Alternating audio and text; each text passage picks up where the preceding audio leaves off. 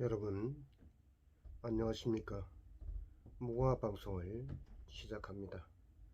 오늘은 강풍과 비바람이 몰아치고 천둥까지 몰아치는 그런 날입니다. 나훈아의 말처럼 태서행 세상이 왜 이래, 이런 말이 절로 나오기도 합니다.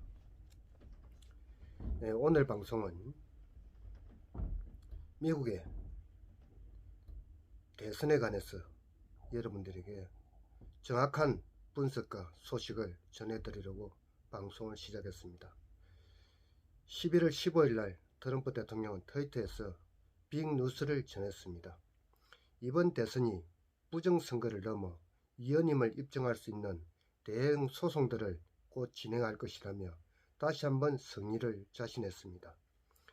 그간의 소송은 지지자들이 각지에서 추진한 것이지만 이번 선거 캠프 법률팀이 직접 대선 결과를 한방에 뒤집을 수 있는 소송을 준비 중이고 성산이 커 보입니다.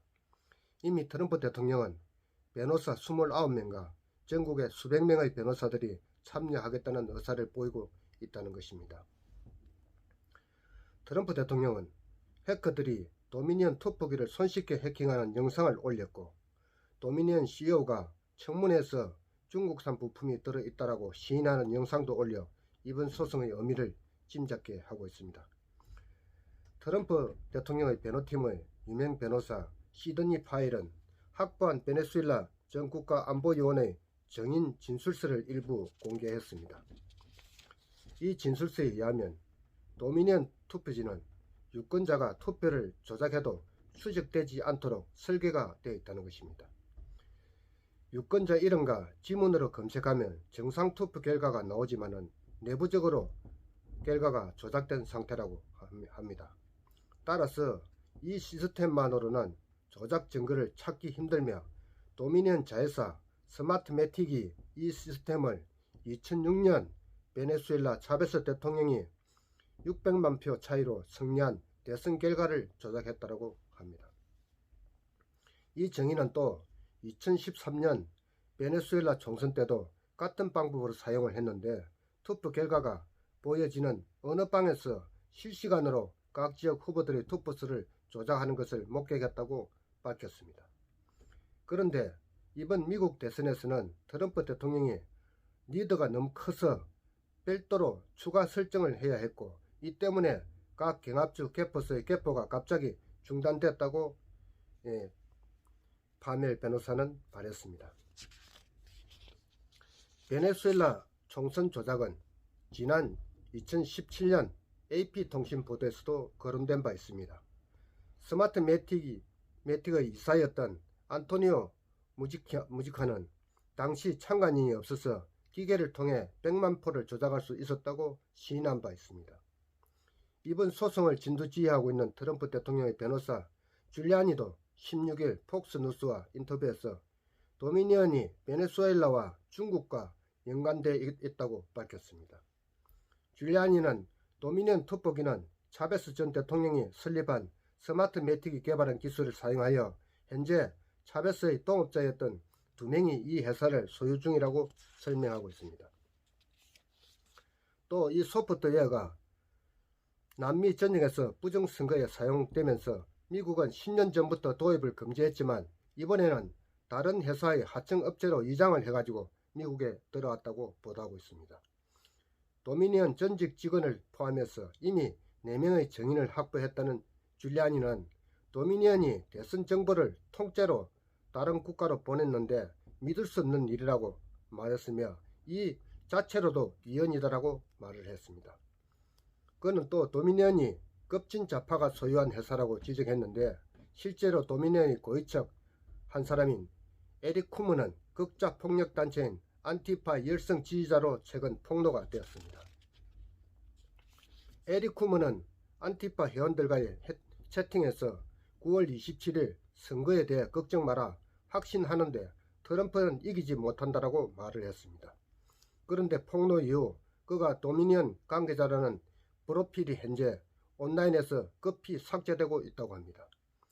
에릭 쿠먼뿐 아니라 선거일 이후 구인 구직용 소셜미디어 링크드인에서는 도미니언 직원 243명 중 100여 명 이상이 프로필을 삭제하는 등 숨기고 도망치기에 바쁘다고 합니다. 하지만 파엘 변호사는 부정선거 증거가 마치 소방호수로 들어온 것 같이 너무 많다며 개입된 사람들은 전부 체포될 것이라고 강조했습니다. 한편 중국산 부품 외에도 도미니언이 중국과 연계되어 있다는 사실이 미 정부가 공개한 자료에 의해 밝혀지기도 했습니다. 캘리포니아 민주당 상원의원의 다이앤 파인스타인의 남편 리차드 블롬은 도미니언 프로그램 개발 회사 중 하나인 아비드 테크놀로지의 지분을 60%나 소유하고 있는 것으로 밝혀졌습니다.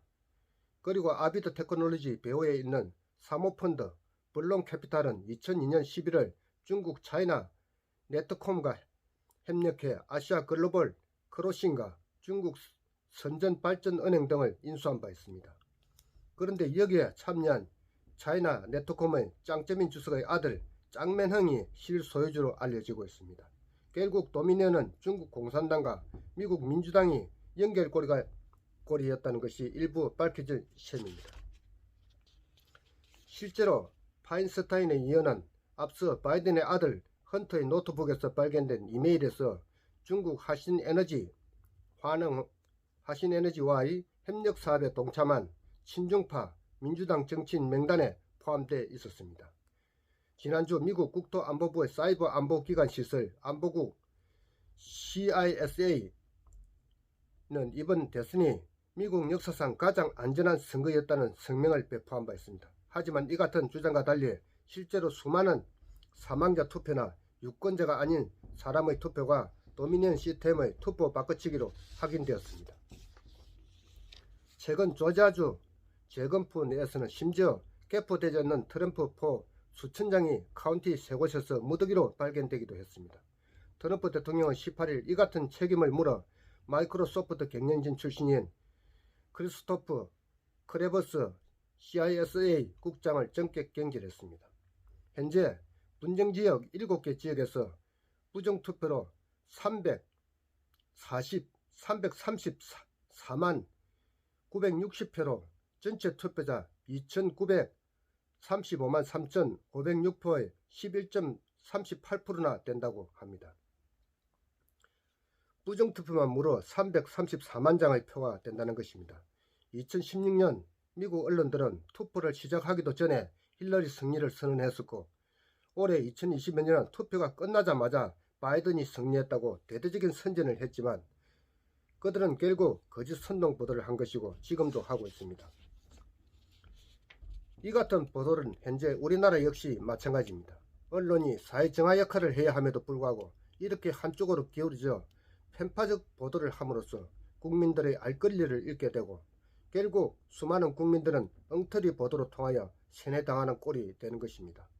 저는 여러분의 알 권리를 위해서 보다 정확한 내용으로 비록 개인 유튜브지만 최선을 다해 정확한 소식을 전하는 데 노력하겠습니다.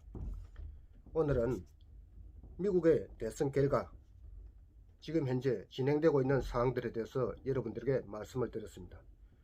제 방송 구독과 좋아요 그리고 많은 응원을 부탁드립니다. 여러분 오늘도 굳은 날씨지만 즐거운 하루 되시길 진심으로 바랍니다. 감사합니다.